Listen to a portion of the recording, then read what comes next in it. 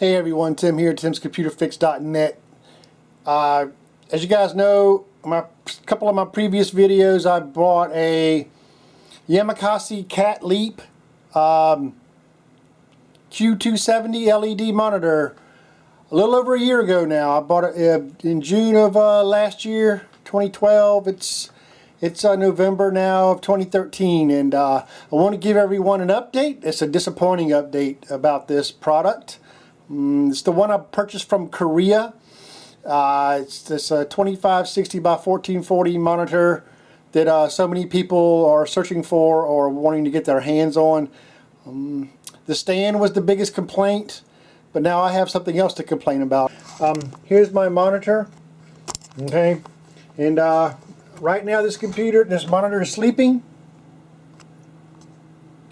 which is what it does normally, since my computer down here is on.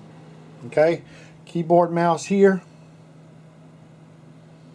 So what I'll go ahead and do, so I'll move the mouse and we'll watch the green light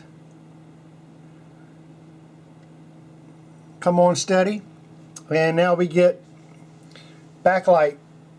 We get backlight, but we get no picture at all.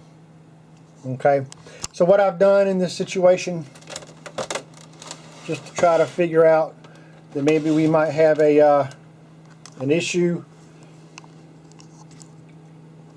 is I've actually changed the cable from DVI. So I've gone to HDMI, and that's what's plugged in here now. Okay, here's where I had my DVI plug plugged in it, and now I've plugged in my HDMI cable, and in both instances I'll unplug it. Screen goes dark. Of course, see, we do get this, and we do get that. Okay, got it here on my bench, got it plugged in with just some basic resolution. This is really just 1024 by 768 is all this is. But you can see here what it's doing. Just kind of fading out.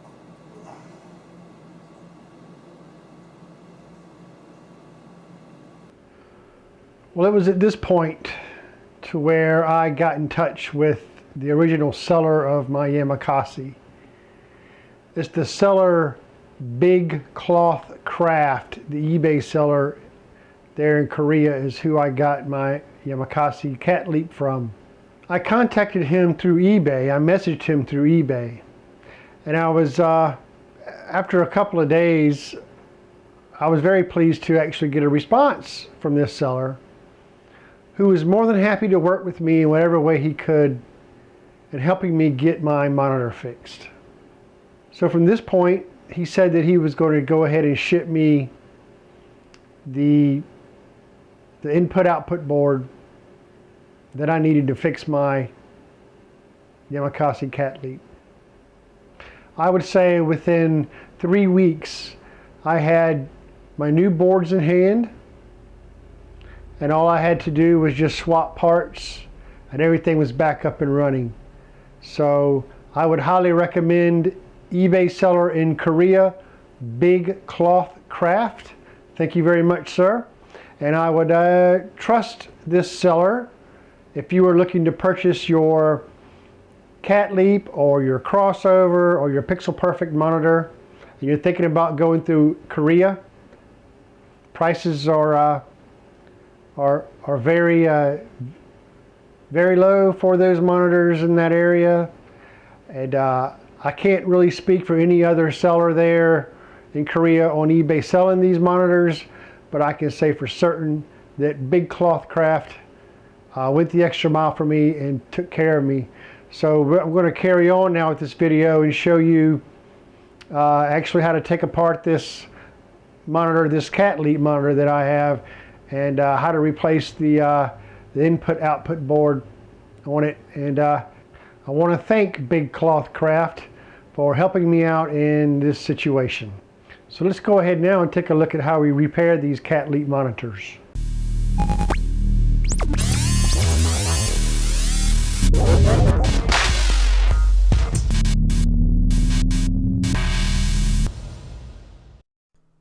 Okay, we're going to start off here by removing the base of this monitor, the stand.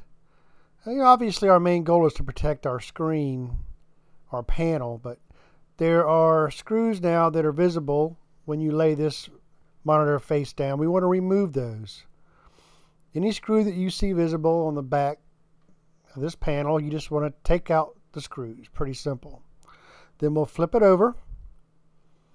And if you're familiar with doing laptop screens, this is very similar. You just want to kind of take your fingers and gently kind of pry up until this bezel unsnaps. It's just like doing a giant laptop. This bezel just unsnaps and comes right off. Again, being very gentle, we just take off our bezel. That's going to expose our panel and our panel bracket. Now there's 4 screws that come off here. There are 2 on each side of this display bracket that's holding the display to the back shell. So we just take off the 4 screws, 2 on each side. And what that does is that'll loosen our panel. Our panel will now be free, but you want to be really careful here. There are some short cables that you don't want to just yank out. So we'll show you here, get a little closer, have a little look at what we have here. There's our short wires here. We got a data cable, we've got backlight cable, we've got button board cable. But in my opinion, it's best if you have 2 people to stand this monitor up on its side before you progress any further. So we'll do that just to show you. We'll have the monitor up on its side here, and we can go ahead and remove the heat shield tape here and pull off the data cable going to the logic board. And I'll give you another perspective. If you don't want to stand it up, you can just pull back your tape while it's laying down and just push this cable off. It's in there fairly loosely, so that's no big deal. And then you can simply just lift the panel straight up vertically and disconnect the rest of the cables as needed. Got your backlight cable here. This is an LG panel. These Yamakasi's, these Catleaps have LG panels. So I'm quite sure almost all of these IPS panels from Korea here, the Catleaps and the crossovers, LG there. Okay, so we're good to go. Okay, there's a silver cover shown here that covers our board that we need to remove. Okay, and there's 4 screws that hold down this cover once we remove the panel. There are 4 screws that hold this cover in place, shown here in red. We just remove these 4 screws. There's just 2 on each end. And I'll just go ahead and we'll remove those, save you the trouble of having to watch us remove screws. And that panel just comes off. That top shell just comes right off. That exposes the input-output board. And there are 4 screws that also hold this down into place. So we'll just remove those. Remove the screws that are holding the PCB board into place. And from that point, we can just remove that and we are ready to replace with the new board. Okay, as you can see, this procedure is pretty straightforward. But once we have our old board removed, we're ready again for the new one. This is the board that Big Cloth Craft sent me. We're not going to use the logic boards there. We're going to use the input-output board, video input-output.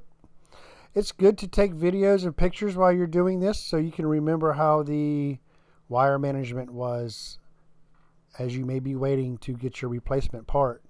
So we'll fit our new board into place. Make sure that's in there good. I like to look underneath here to be sure all of the ports are showing properly. Yep, that looks good. Nice. All right, now we'll begin to to have a look here to be sure that our wire management is looking good, but we'll secure this board down with our screws that we took out initially. Everything in reverse. The 4 screws that hold down the PCB board that we just replaced. And here's the last one going in here. All right, now we're going to snap this cable back into place as it was. There's a large farad there on that cable, and then this is the button board that's going to go there. And there's our button board here. The last one was the speakers. This is the button board. So we got all that into place. That's why we take pictures. And I'll show you here. When we take pictures, we just want to be sure that all of our wires are in the right place, even though this is a quite simple wire management. But here is the video I took and pictures I took whenever everything came apart, so I can see where my wires are routed. And we've got our cover going back on here. Get everything back on how it was. Be sure that farad is sticking right up out of the back just like it was before. The black microfarad there on that white cable. And now we just put our 4 screws back in that held that down.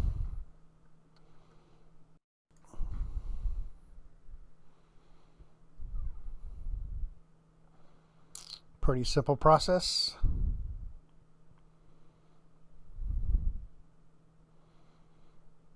Feel pretty confident that this will fix my issue. Here's where having 2 people will help. I'll have my assistant here hold the panel. We'll go ahead and connect the rest of our cables. And this is where it's probably best again to see how difficult it is to put this one data cable on. So we're going to stand it up on its side, and we'll go ahead and snap this cable into place.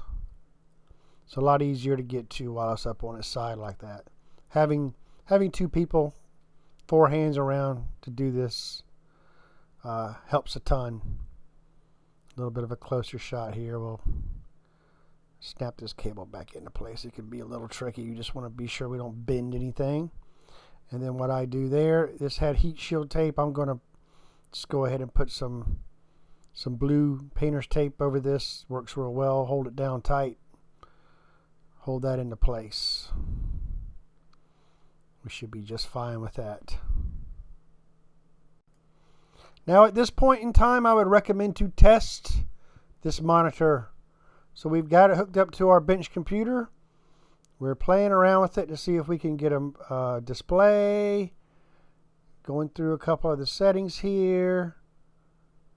And we still got black light, and wow, there we go. We do have a basic desktop. Low resolution, but I'll let this heat up to be sure it wasn't fading like it was, and it seemed to have checked out okay. I think we're in good shape. We'll now put our 4 screws back in that held our panel into place with our brackets. There's, like I say, 2 on each end, and we're getting close to wrapping up this repair. Of course, the next step would be to clean your panel up thoroughly. Clean it up nice and pretty, because the bezel is going next, and this bezel is just really simple, just snaps on just like it unsnapped. There's really no real trick to this. Accessing this panel and behind this panel and the components to it, at least as far as I went, was very straightforward, pretty easy. So we got that snapped into place, looking good. And then of course we'll put our base back on our stand. Once we have our stand secured, got 2 screws that hold that in. We can go set it back up, hook up my main rig to it, fire it up, and there we have it. My Yamakasi is back up and running like a champ. Looking really good. Hey, I hope this video helps somebody out there who's trying to repair these monitors. It was a pretty easy repair. I think the biggest part and the most stressful part is getting your part replaced, getting it shipped back to you. But thanks to Big Cloth Craft over there in Korea, eBay seller, it was relatively painless. So thanks for watching my video. Please rate and subscribe. And until next time, everyone, see you soon.